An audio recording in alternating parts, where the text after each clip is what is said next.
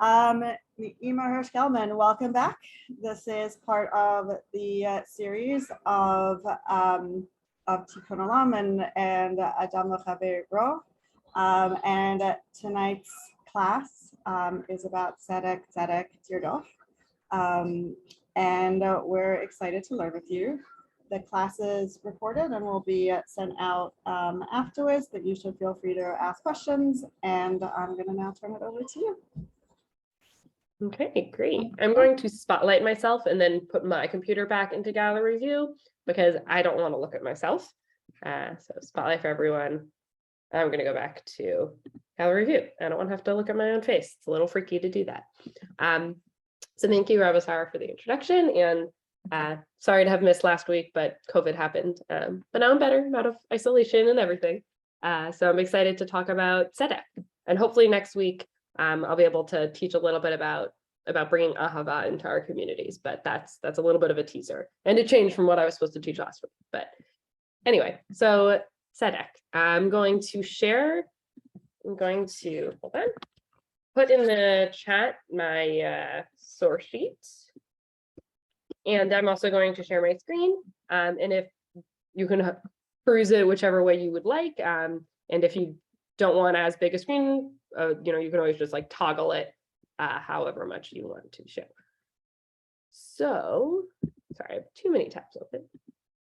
Okay, oh, there we go. Okay, so this pasuk that we have in the first source is a pretty famous pasuk from Parshat Shoftim, which is coming up, and it goes Tzedek, Tzedek, Tirdof, L'man tichya ve'arashta, et ha'aretz asher Adonai Elohecha noten lach. Justice, justice shall you pursue, that you may thrive and occupy the land that your God Adonai is giving you. So it seems like a pretty intense imperative. You have to pursue justice, whatever that means, and that's exactly what I want to get into. I want to think about what justice means and how we can bring it into our communities. So here you have this pasuk, right? Justice, justice shall you pursue. The context of this pasuk is again from Parsha Shoftim, and it's part of, the context is that God is telling us about the communities that we, B'nai Israel, are going to set up once they cross over into Israel, and what kind of communities and towns and legal structures they're going to build, and courts and judges. It's the reason it's called Parshat Shoftim.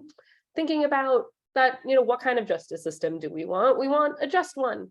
And God is saying it needs to be just. There needs to be tzedek, so that and once you do that, and when you have a good, fair legal system, then you will be able to live in this land, which seems pretty simple in terms of, the way God frames these kinds of requirements or these kinds of directions. But I want to, like I mentioned before, I want to think about what tzedek even is. It's translated here in a lot of other places as justice, but that's not really a great translation because it's not just justice. It's not only justice. It's got a different kind of weight to it. And so to maybe give us some context of that, like, tzedakah, we often refer to it as charity, but there's the same shorish, the same root of justice, charity, giving money. What does that mean? So what is the context here? What is the definition? Where else do we see this word that, can help us maybe come to understand what this means? So later on in Parsha Ki-Teitzei, there is the following set of psukim, of verses, and the context here is talking about the laws of lending and legal guardianship of objects. If someone says, hey, can you watch my bag? I just need to run to the bathroom when you're sitting and working at Starbucks. It's that, that's how the Gemara in Bava Metzia, takes these psukim apart and, keeps making that, maybe more specific and more complicated and legal and exciting and actually really cool to learn. But anyway, so here's the psukim. V'im ish anihu lo tishkav ba'avoto. If that party, if the person is needy, you shall not go to sleep in that pledge. Meaning like if the collateral used in this lending transaction was a cloak or a blanket, and you have the collateral still as the person who is guarding or who has borrowed something, it's like, actually, you can't use that blanket if the person, whose collateral, who it actually belongs to, if that person is needy, you can't use their blanket. Hashem tashiv lo et ha'avot kavo hashemesh v'shachav b'samato uverach uverchacha ulacha tihiyat tzedakah lifnei Adonai Elohecha. And you must return it at sundown. You must return this pledge, this blanket, so that the person who owns it can use it. They can sleep in the cloth, and they will bless you, and it will be to your merit before your God. That's, that it shall be for you tzedakah. So here we have the word tzedek, the word tzedakah, associated with, a rule of requirement to not just, do things by the letter of the law, but to go a little bit above and beyond that. Legally, the person who currently has this, collateral blanket in their possession is under no halachic obligation, like to return it at a certain point, because they're using it as collateral. That's what that mechanism is. But these psukim are coming in and saying, sorry, lo tignov. Well, so this isn't, so thank you, because this isn't something that maybe you could apply to this, but I given the psukim here, but at the outset, the idea of the collateral is like, I'm going to borrow $100 and I'm, and I'm going to take or you're going to borrow $100 for me, and I'm going to take your blanket, whatever, this like really special quilt, I guess, so that I know you'll pay me back.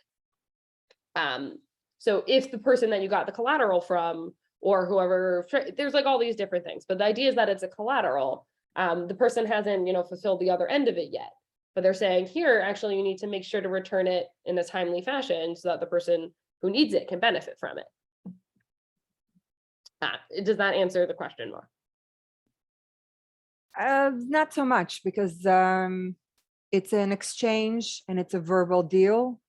So dvarim lo ne'emru, they didn't finalize the end of it. And so if you just assume and you just keep the blanket, for me, that associates with lo tignov, but I think I hear it. I think that makes sense. I think there's like more like of the legalese here of like, I don't know the exact situation, and like it also might, like it's also maybe not so clear, and then that's where the Gemara and the Halacha come into it about when the collateral and different kinds of shomrim and guards. But I think the context here, as far as I could understand it, is that you don't have that there's not exactly that this is coming in and saying actually this moral imperative of making sure someone who is needy outweighs whatever other legal ending there is. So maybe if there's a gray area, or if you can get it to them tomorrow, you'll get it to them on that day. And if you think about it, Jewish days and start at night. So maybe it's like you have to get it to them as early as possible so they can still benefit from it. Is that a more satisfactory answer? Okay. But thank you for mentioning that, because I'm still hazy on all the different aspects of shomrim and all of the different responsibilities they have. Depending if someone borrowed it or rented it, Bava Metzia goes to town on that, but it is still confusing to me. I've learned it a couple times.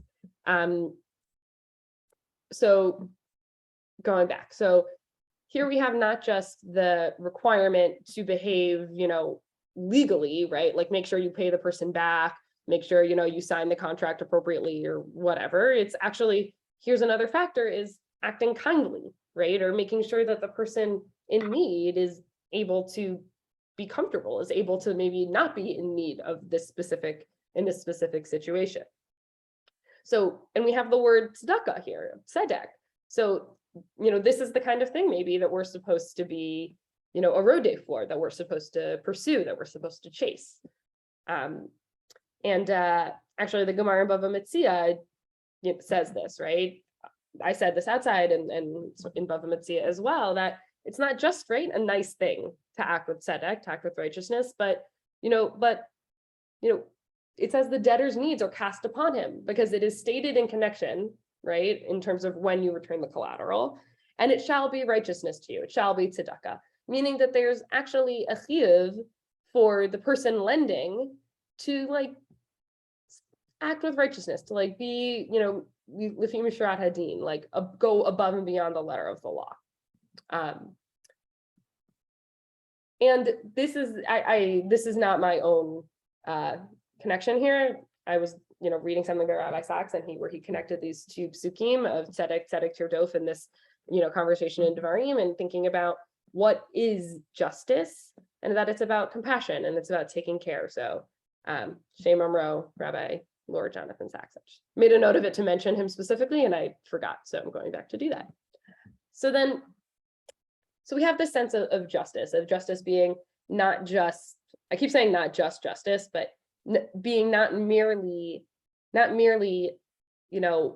working in a justice system, not merely, paying your bills on time and doing all these things, but actually maybe going a little bit out of your way to pursue this justice, to make sure you are acting with this righteousness and the proper way to behave. So what else could that mean? How else might that, be, where else can we find, those kinds of ideas? So there's this pasuk in Vayikra, which is also a relatively well-known pasuk when we think about these kinds of conversations about how to act in community when things go wrong.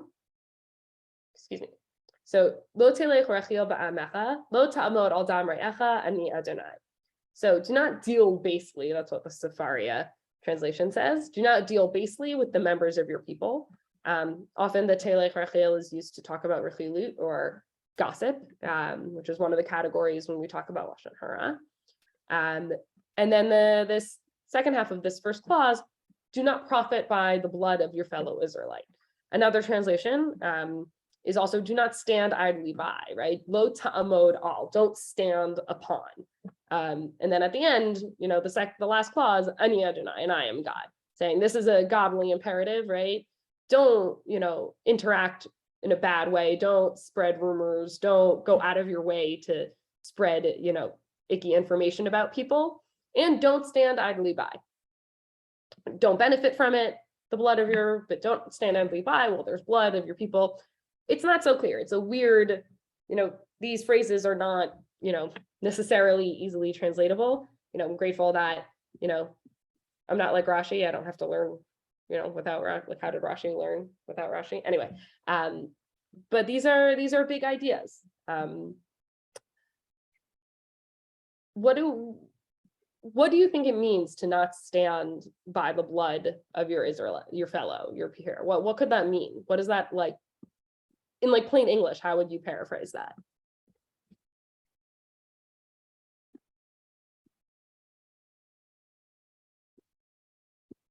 Yeah. Well, it says do not stand on, upon. So it's like almost like standing over a corpse or someone who's dead and like dancing around in joy, right, over their moral character being kind of like shredded by what other people say. So you're connecting the first half, or the first third, to the second part, saying like lo telech rachil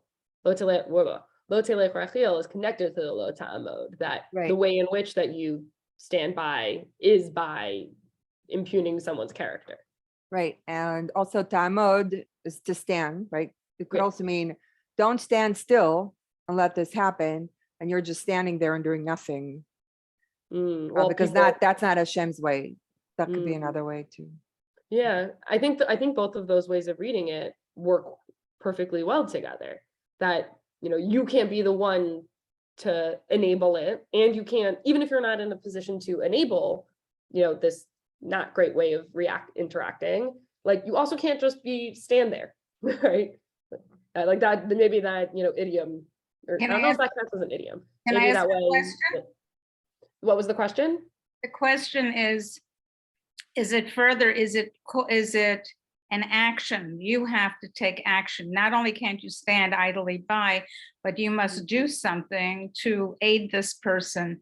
If they're alive, you can't just step back and say, oh, if this guy, whatever, I could take his field, I could take his whatever, and I can profit by it. And I'm not doing anything wrong because I'm not the initiator. I didn't do anything. But on the other hand, maybe it's indicating that we should be taking an active role, more so that we should be prohibiting it from happening and in that way not be profiting as well. So you're focusing on it sounds to me like you're saying the like low ta'amod is not, it's saying don't be passive, therefore be active. Correct. Mm. Is that an interpretation that is acceptable in here? I mean, I don't know. I like it. I think that makes a lot of sense. Like, what does it mean to not be passive? It means to be active, which, begs the question of why it's worded, as don't be passive instead of be active. So I'm curious, like, if there's like even a middle ground between being like active and I'm just thinking that if it's put in the negative, that might be the thing that somebody would naturally do. And therefore they're saying that the words are saying, don't do what's natural to you. Don't just stand there, but you have to do something and make an active, conscious decision to do something, whatever it is that's going to be helpful. I think that I like that a lot. That makes a lot of sense to me. Also, if we think about the first chunk of the pasuk being lo telech rachiel ba'amecha, like don't go around, gossiping, spreading these lies, these stories, but that, is oftentimes our mode of being. Like, I know I'm not so great about it. I'll share stories that the other person doesn't need to know them. And I don't mean to be like that. I try not to be, but like, it's our way of being. We're social creatures. We tell people about other people, but maybe we should be more mindful in how we do that. Think like, oh, actually, the way our default is not the ideal. Well, is that just considering saying no LH, no Lashon Hara here, in terms of we shouldn't be doing that kind of action. We should be consciously aware of it. And when we do, we should say, like take that wet noodle and bang yourself with it so that you don't repeat it. I think that's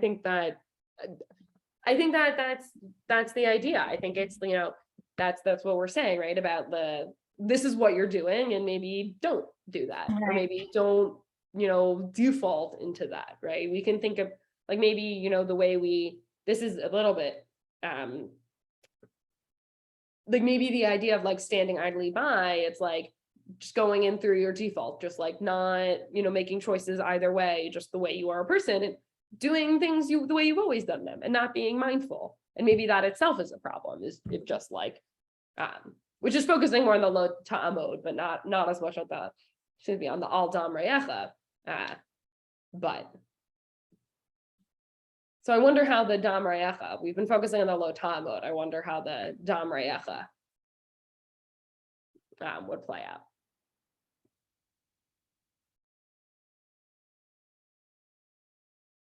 To me, in some ways, that's the easier part to sit with, or not even to sit with, but to think about, like, when just like dam reyecha, I feel like that's like a concept I feel like I've seen, or that it like makes sense to me. It's like we think about spilling blood. Damim is used often to think about damages, like how much, would you owe for this kind of thing. So I don't know, but then the standing by the blood or standing on the blood is an interesting, it's an interesting juxtaposition. So I want to move on to a Gemara in Sanhedrin. Thank you all for your wonderful reads of that. This is how the Gemara reads it.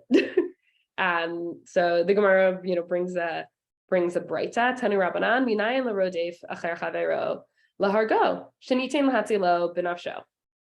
So from where is it derived that, with regard to one person who's chasing another person, a rodef, that the person being chased can be saved even if the chaser, right? So we've got, Ruvain is chasing Shimon. Shimon can, Ruvain can be killed. We can save Shimon at the expense of Ruvain's life.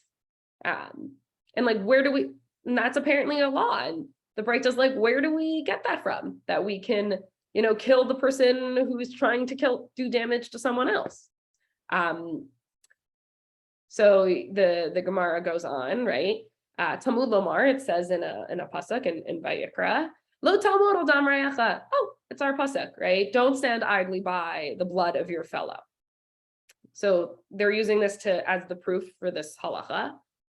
V'halahachi hu da'ati hai mi ba'ile Oh, so I did not punctuate that right. Okay. The halahachi, like, is it really coming? Lahachihu data, like, is it really coming to say that? So, it's not actually coming to teach that. It's coming to teach this. There's another breita.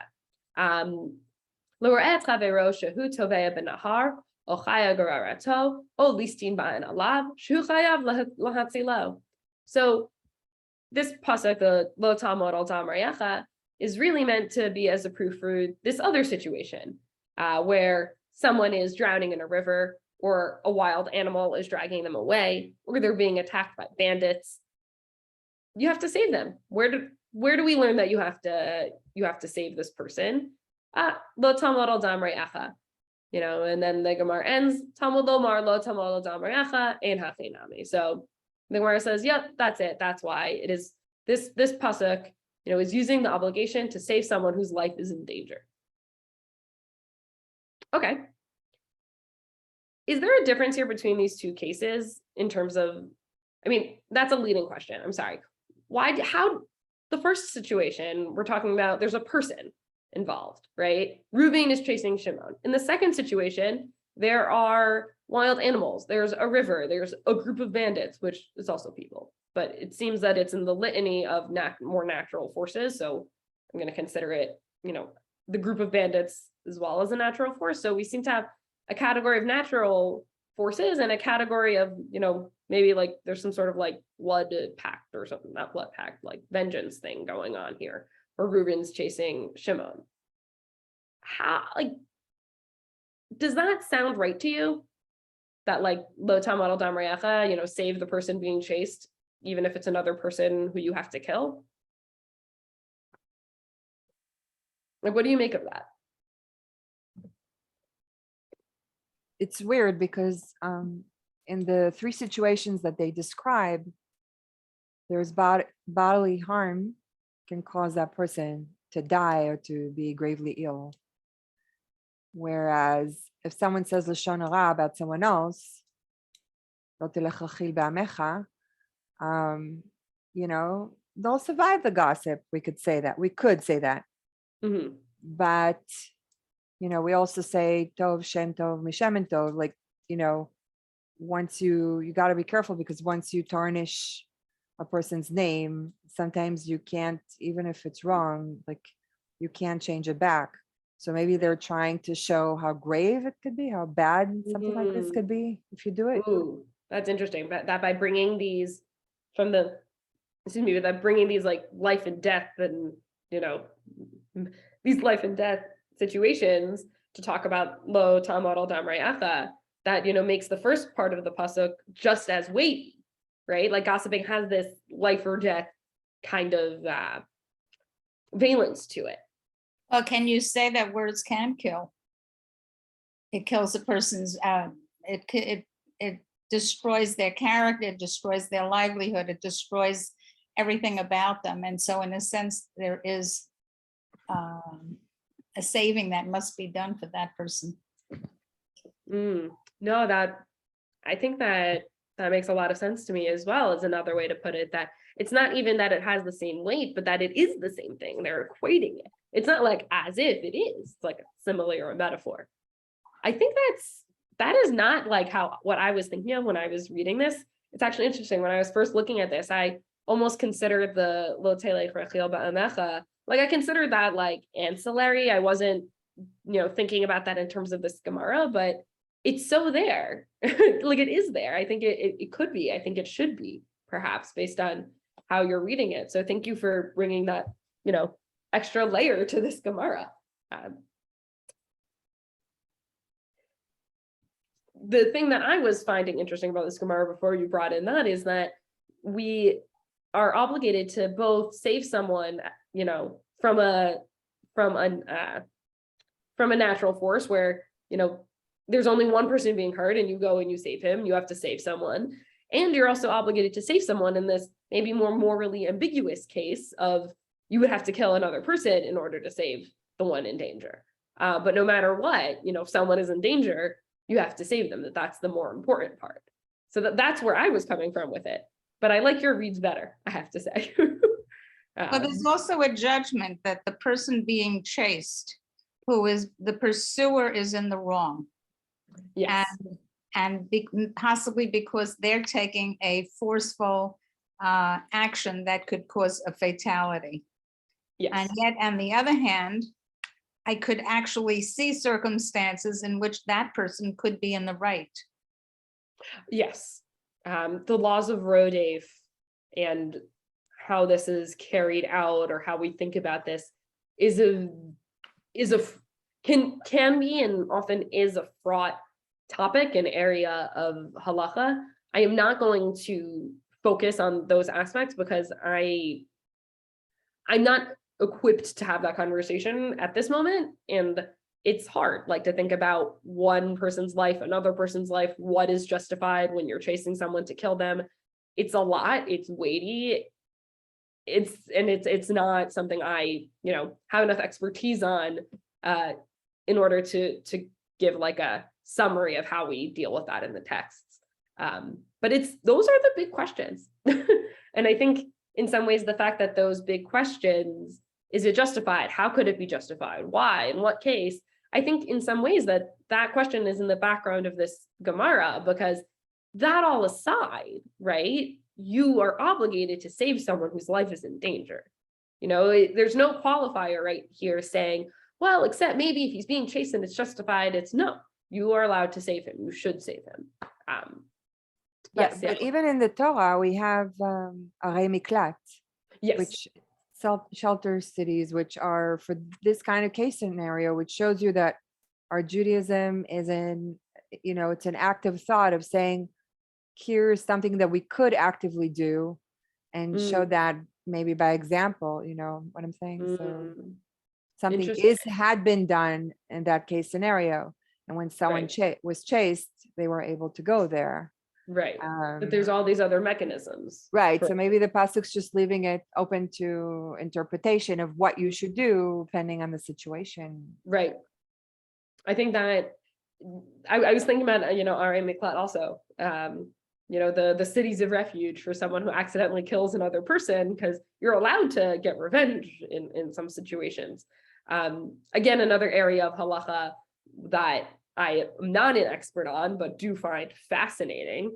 And I think, this juxtaposed with that, they're both parts of a justice system, right? That sometimes, it might apply that someone should go to an Ir Miklat, and sometimes it doesn't. And there are these other laws and precepts and concepts that all interact with each other so that we can work towards, or that we can have the scaffolding or the infrastructure for all different sorts of cases and all sorts of legal decisions, which goes back to the beginning, right, of setting up a moral and a just legal system. So it all kind of fits together in the different situations, and it all comes back to this idea, maybe, of that's what I'll pose of tzedek, of righteousness, of justice, of tzedek. There's still not a great translation that, at least for me, I don't, I like just saying it. I don't have a English word that carries the same weight for me. Excuse me.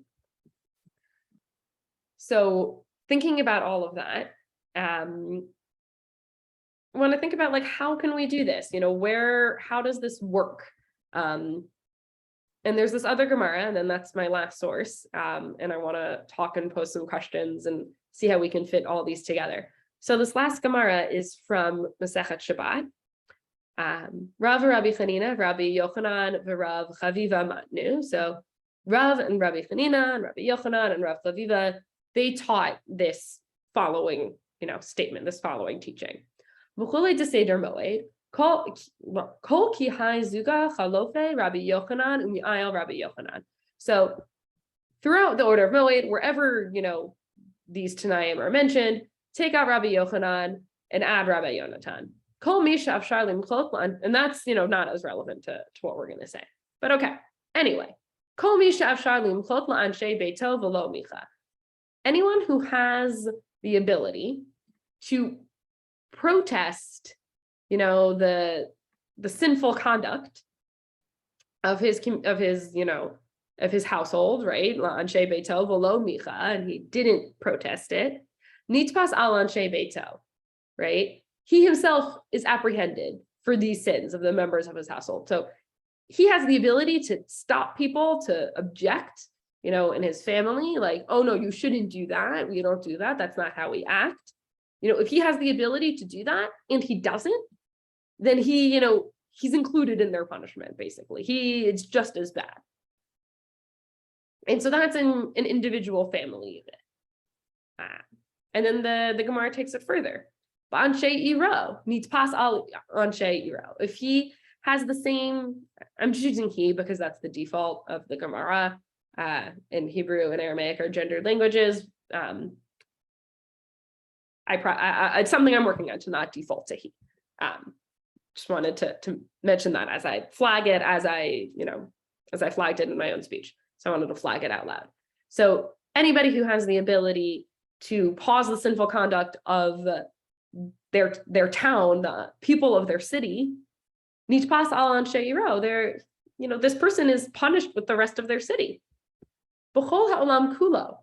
If you are in a position to protest the sinful conduct, the bad way people are acting of the whole world, and you don't, nitpas al kol ha'olam kulo. You are caught up with the rest of the world. You have the same thing. You have the ability to tell the world, no, that's not how you should act, and you don't, then you're punished with the whole entire world, which is mind-blowing to me and a little stressful. And then Rav Papa, I cut it out in the translation, but I didn't cut it out in the Gemara because I didn't mean to get to that. There's a whole story Rav Papa brings about the Reish Galutza, the head of the Exilarch, in a specific situation, and as an example, but that's not wasn't necessary to prove the point here, which is, it sounds like if you've heard the terms of circles of, I think it's circles of responsibility or spheres of responsibility. I'm not sure if it's circles or spheres, but the idea is that it's, these concentric circles that first there's you, and then there's, your immediate family, and then there's maybe your bigger family and your social, group, and, your town and your country and the world, and it goes outwards where you have the influence and responsibility. So it seems to me that that's what this Gemara is saying, which is that, wherever you have the ability to make an impact, you have to make that impact. And if not, if you're a bystander to whatever sinful conduct is happening, then that's just as bad. Yeah, what were you putting in the chat? I just, what do you mean by there's a saying in Hebrew, if you want to help the poor people of your city before you go to another city to help them. So, that also shows on responsibility of, not only the bad things of your city, but also how you can do to help within your city. Right. And that's a second circle of this circle of responsibility. And that concept of taking care of your own, so to speak, the people you have a different level of responsibility or connection to. That's often, why a lot of, Jewish activists focus on quote unquote Jewish causes, right? Like, I'm going to help, the Jewish people who are suffering with a thing that's not so helpful. Like a lot of people will make sure to donate to, Jewish food pantries or Jewish soup kitchens, with that same kind of mindset of, once all the Jews are fed, I'm going to move on to the next, group of people. But right now I have to take care of the people in my proverbial city. My mom used to say chesed starts at home when I didn't unload the dishes. But that is more of like a snarky mom thing, and less I would say halacha, because I don't think, I think when you're a kid and your parents tell you to do something, it's not chesed to listen to them. It's, kibbut av ve'em, but even so. I'm able to say this because my mom is not in the room.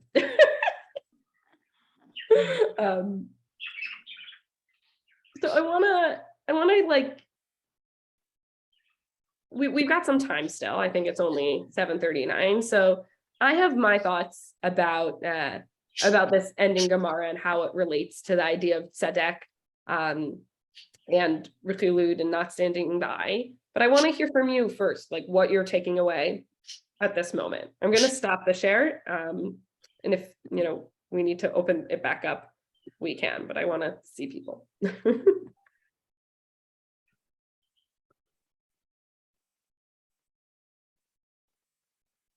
maybe before I ask for like big picture reflections, I'm curious, like, if there was anything that we didn't address as we went through, something that stood out to you or something that confused you. I want to just open up a space for a minute or so you can bring that in and we can talk about it. And if not, that's also cool, but anything that surprised or confused or, that you liked.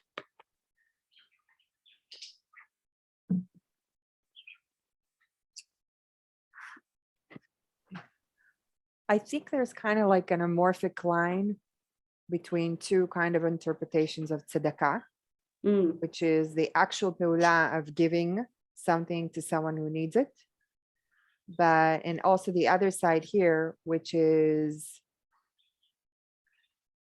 giving, like making an action to be aware not to say rechilut, or if someone is saying rechilut, saying something about someone else, to try to say, maybe we should not talk about that. So like, for me now, after you spoke about all of this, the interpretation of tzedakah just got way wider in a way that I didn't think about it before. No, I'm glad. I love thinking about tzedek, and it's one of my like buzzwords, in the way I try and think and learn and be and operate in the world. Maybe I like it so much because it's so amorphous and because it can be taken in so many different ways. Which is, I think, the way you frame this, the idea of both actually giving, right? Actually taking physical care, right? Writing the check, giving the granola bar. And there's also like acting in the tzedakah mindset, right? It's the what you do and then maybe what you don't do, or the how you're sure to, it's the acting with and the like acting. And I think that those are both crucial parts of building, a community with Tzedek, of building these towns and cities that God wants us to build. And then that's also interesting if we think about, and this is something that I'm just thinking about right now, the idea of lo telech rachil, don't walk, right? Like, holech, and not to stand by. That it's not just, there are all different layers here, right? It's also don't walk to tell gossip, but you also can't be passive from doing things. So it's when you're going to be active, right? It's to, do good things, maybe, or it's maybe take a step back before you go, right? Like think about what you're about to say, right? Think about why you're getting coffee with this friend. Yeah, Roberta. It's like running to do the mitzvah and running away from the thing that you want to avoid. But at the same time, having taught in a Hebrew school for almost 30 years, I remember that stories go a long way. When I overheard a conversation amongst children that was not appropriate in terms of, but in any case, it wasn't appropriate. And so I simply said, I have a story to tell you. And I told the story that you're probably familiar with the boy who is talking and influencing and saying Lashon Hara, and and he wouldn't listen to anybody, not his parents who reprimanded him, nobody. And so finally the parents go to the rabbi and they say, Rabbi, we need your help. And he takes them out and he says, bring your pillow. And of course he goes to the top of the hill or the top of the mountain, and the rabbi rips open the pillow and every feather in that pillow goes far and wide, covering the trees, covering the grass, covering the bushes. And then the rabbi turns to him and says, so go and get all those feathers back. And of course the boy looks at, he says, it's impossible. I can't, they're all over the place. And he said, so are your words. The words you say can never be taken back. And so you tell a story like that to kids, it has a much greater impact than telling, you shouldn't be saying that because it's the Lashon Hara. Right. It becomes a part of them, because I remember that story from when I was a little girl.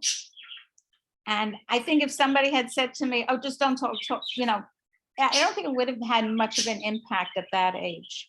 Yeah. Maybe as a little older, and maybe, but that story has stayed with me forever.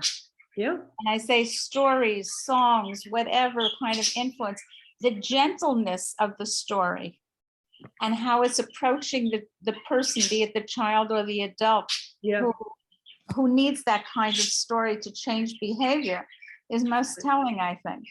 Yeah.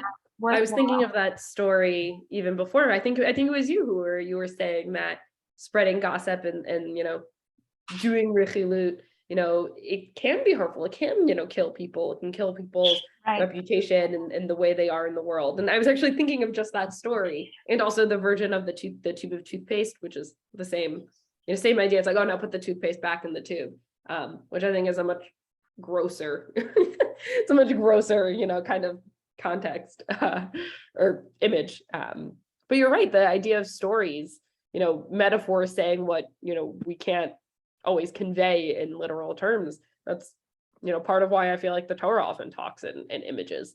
They hit home more. Thank you for bringing that up. Also use your imagination more that way too. Yeah. And that makes more impact when you're putting something into it rather than just receiving.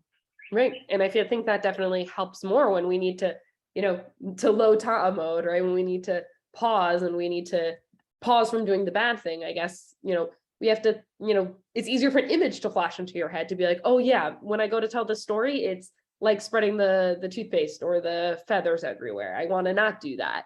How do I, pause in the moment before I open the pillow, so to speak. So these stories are helpful. These, these parables, they're good. They're important. And I think there's something even more when you talk about the people who are, like first the first place to help is in your own family, and then in your community, in your town, in your city, and so forth until it goes outward. And I think that's a very important thing also, particularly for children, because they may have just had an awful row with their sibling and they're ready to kill each other. But something comes up and they have to say, but this is my brother, this is my sister, this is my, and I have to, you watch some kids, some of them are extremely protective of a sibling, especially one who is more vulnerable. They will. I have two younger siblings, so I'm the oldest, and so I feel incredibly protective of my younger siblings, especially my baby brother, who's not really a baby. He's 16 and 6'4", but he's still my baby. But I feel I relate to that extremely. My siblings are the ones who know how to drive me the craziest because. But also in my own case, my first child was not as assertive as my second child. And even though the second one was 2.5 years younger almost, that one came to stand in front of the sibling and look up at all of these kids who were trying to bother him and say, you leave my brother alone. And they took one look at her and they didn't bother him at all.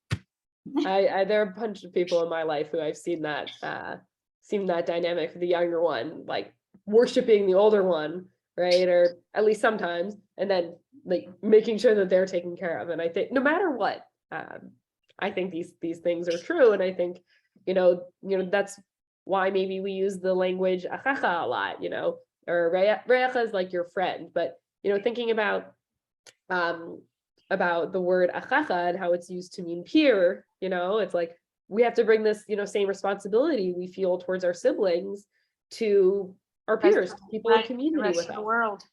Yeah. I have a question. Yeah. Going back to if somebody is drowning and we have a responsibility to save that person. You have a responsibility as long as you're not placing your life in danger, correct? Yes. I mean, if you're see a person drowning and you're a lifeguard, you have an obligation. Yes. Forget about the job and you're being paid for this. You have an obligation to go in there and try and save the person.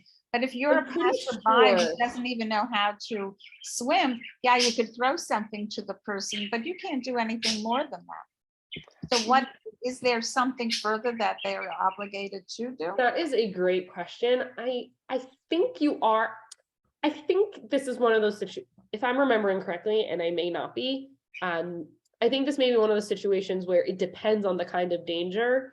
And it depends, like, are you putting yourself in bodily harm, or are you putting yourself in, like, you know, about to lose your life kind of harm? I think that's what it ends up coming down to. I'm not sure, like I think it gets more nitty gritty than this, you know, one piece of Gemara makes it out to be. So like pending like how it actually plays out and when you are required to do what, I think it, you know, the fact that we're supposed to look at it and think, okay, how can I help them? You know, we're supposed to come at it from the positive sense, right? I'm going to help them, not, oh, I don't know, like I'm going to get hurt, maybe I'll die, or oh, they're a goner anyway. No, your base assumption has to be, I have to save them. Someone is in need. I cannot walk by. Like driving on the highway, you see someone get into like a small accident, right? Like, you know, it's a fender bender. Everyone's fine. The cars are fine, but people are rubbernecking anyway, because that's what happens, right? Like, okay, like, and like, you should make sure, you know, you should make sure that the person's okay. And then you keep going. And then when it's like a really bad car accident and like, there's like it's bad, then even more so in a way, right? You have to make sure, but you also have to like exercise that muscle in a more like casual scenario, right? Someone was in danger or is in danger. It might not be life threatening, but like, you know, the place you should go from is like your base assumption should be to take care of the other person.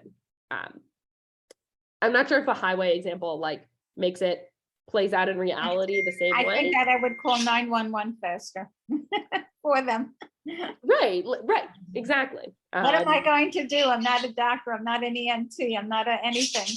I think by doing what I can, by that's getting using the help, resources that you have, right? Calling, you know, an ambulance is a resource. It's like that's how you are anyway. You're right, you know, you're appointing a shaliach, as it were, to do the saving you might not be personally equipped to do. For me, I'm very happy that the lifeguard that was trained actually pulled me out and saved me. Yeah. That is definitely something to be grateful for. That's why it's good we have lifeguards. Who know what they're doing. He gave me artificial respiration. Wow. That's intense. And that also it's a powerful thing. I feel like often like we don't think of like those like the scary situations when we see lifeguards sitting, you know, with their red, you know, shirt or whatever. And then it's like, oh, they're trained to do this kind of thing. And that's not something, you know, like we might not think of it, but then it's like, oh, right, that's a real serious responsibility that these people have to keep us safe. Which is kind of wild. So two things about that. One is, so are we obligated, let's say, to do a CPR course? Because we can do that and we can learn. So should we seek these tools that we can acquire? So if there is a case scenario, we are able to save our family member, save our Iri. Yeah, Elle, I think what you just brought up is a very important question. I think it's a really good question. I think that if we think about it, we should say to ourselves, we should, but I don't think there's an obligation. I think that's exactly it. And I think it's one of those situations where you help or you protect or you take care of at the level you are able to do, given what you know how to do. I don't want someone giving me CPR who doesn't know how, but I want the person who doesn't know how to call 911 and get the EMTs to give me CPR. Well, if the person has not gotten a certificate to do something, that person not only could be sued by the person who survived the injury, but the family can sue them as if that person had killed the person, which is very possible to do. That's actually a really interesting example of how maybe we need to, you know, follow going back even to what we were thinking about with the cloak and the collateral, the same idea. I'm thinking about the same idea that it's not just about the law, and it's not just about your actions. It's actually about both. It's about the morality and how we act and how we interact with each other. And you have to not get sued, right? In America. But you also have to like make sure that you're like the pasuk was not saying don't take a loan from somebody who's needy. It's saying, okay, the person you took a loan from, or that took a loan from you, is needy. Like, it's not saying don't take it, don't take the collateral at all. It's saying, okay, you have the collateral, now what do you do with it when the person is in need? It's finding ways to bring morality into a legal, system, which, you could argue about, in different countries in America, at what point is that actually not what's happening? And at what point, could that happen or is it happening? Well, I think then you talk about the cloak and having to return it in the evening, so the person should be comfortably sleeping under something warm. I think that there are those who might refuse to take such collateral because then there's no cause for that person to repay. You have to have something, I mean, from an economic standpoint, right. You have to have something that the person is going to want to get back. And therefore, I'm almost assured that I'm going to get repaid. Right. Unless you're such a charitable person that you're willing to say, I'll just give it as tzedakah, like if he doesn't repay me, so I can. Maybe it's one of those situations where if you can afford to lend the money, you can afford to give the money. Right. Maybe it's that. Maybe it's not. I don't know. But there's another part to that as well. When you give tzedakah, and there's nothing that's going to come from it, so that person is still going to be in the same state next week and next year. That's on a different level than if you say, okay, this person is going to have to find a way to repay me so that he's going to, or she's going to have to find a profession, something. Mm-hmm. So you're actually providing, in a sense, the motivation for that person to get to the higher level. Right, that it's not just, it's the teach a man to fish, kind of logic. Yeah, I think there's, and I think tzedakah and the way we interact with people in those, I think it takes so many different forms. Like sometimes someone on the street asks for $1. Sometimes I'll give them $1. And sometimes I'll, say, let me buy you a burger, or here, I have a granola bar in my purse. There are multiple ways to get perhaps the same result or a similar result, multiple ways of interacting. Yeah, I want to hear what you have to say, and then I'm gonna try and do so the second thing kind of ties into this. I remember where I learned it is how you give tzedakah and how much you give, and that it's a value to try to give what you can actually do. Here, the blanket was kind of like a mishkun. So it's not really, it wasn't like really given, but if that person is really poor, and that's their only blanket, and they're going to be sleeping, I don't know, outside in the cold or in someone's house with no heat, and that's the source of heat, they maybe should not even have come to that position to give that. Right. So you're seeing the larger systematic the larger background of how this came to be, that this would be a question. Right. So maybe dafka, the word tzedakah, comes from tzedek because it has to be just for both sides. To give what you can in the terms of what we were talking about tzedakah, but also to do a deed in what you feel you can. Maybe you should not speak up in a room of people who are vultures and they're gonna, attack you physically if you tell them, stop doing that. There are ways to accomplish all of it, right? And what you I want to pick up what you said about both sides and needing to be just for, and I think that's actually maybe kind of the point, which is it's not just about acting, generously towards another person. It's about making sure that our relationships and that the communities that are built out of these relationships can continue to function, right? We need to be able to have a system and have, I lost my train of thought. We need to be able to have a community and have people take on different roles and with different socioeconomic levels and different professions. And somebody has 7 kids, somebody has no kids, somebody has already moved on to grandkids, who are all in different positions to give differently and to, support differently. And it's making sure that, we can do that in a way that's sustainable. And that's the idea, is that it's not just acting kindly and generously, but doing so in a bigger, more streamlined, more, systematic way, which I think is that we have to imbue our communities with that value. You're absolutely right. I think this is great.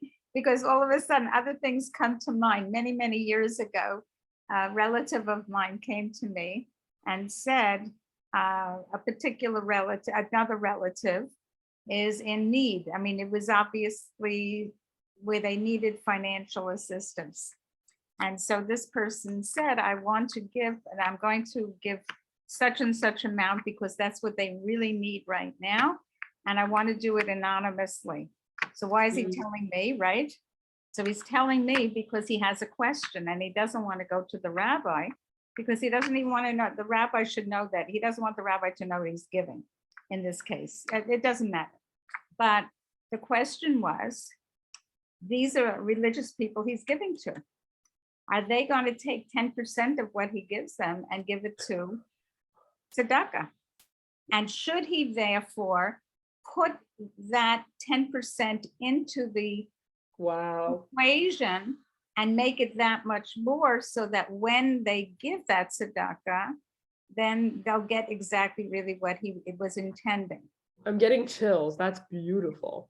Well, this, I mean, I can't make this stuff up. I mean, I'm getting that. That's so powerful. And this was the big dilemma. So I said, I really don't know what you should do. But I mean, he says they will give 10%, won't they? And I said, well, the possibility is very great that they will. So he says, well, I guess I don't have a choice then. You see, in his thinking, he doesn't have a choice. I said, if you want to check it out for sure, ask the rabbi. And he says, oh, I'm not going to the rabbi. No way.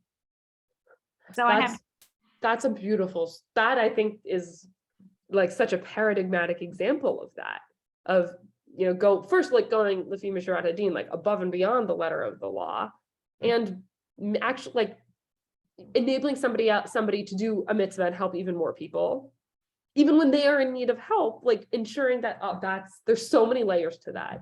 Thank you for sharing that. It's a beautiful story.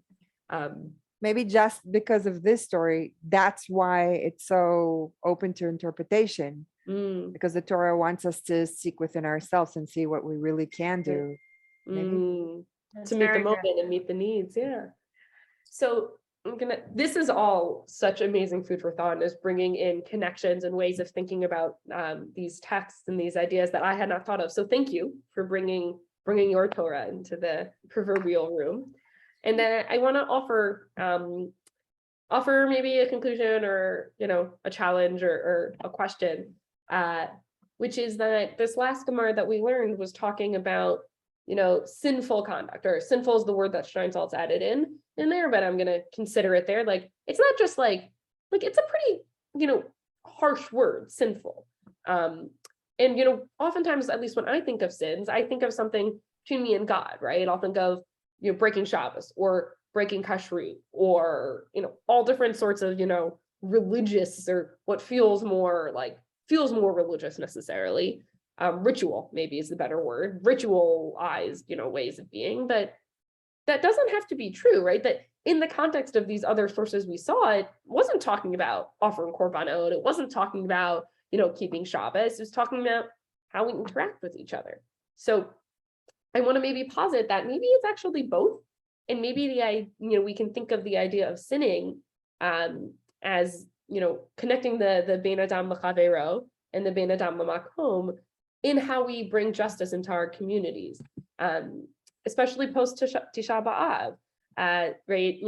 The story of Kamsa and Bar Kamsa, right? Talking about informing, he was spreading, all these stories. It was a lot of he said, and then the way we were speaking to each other, right, was, the sinat chinam, the baseless hatred that brought down the second Beit HaMikdash.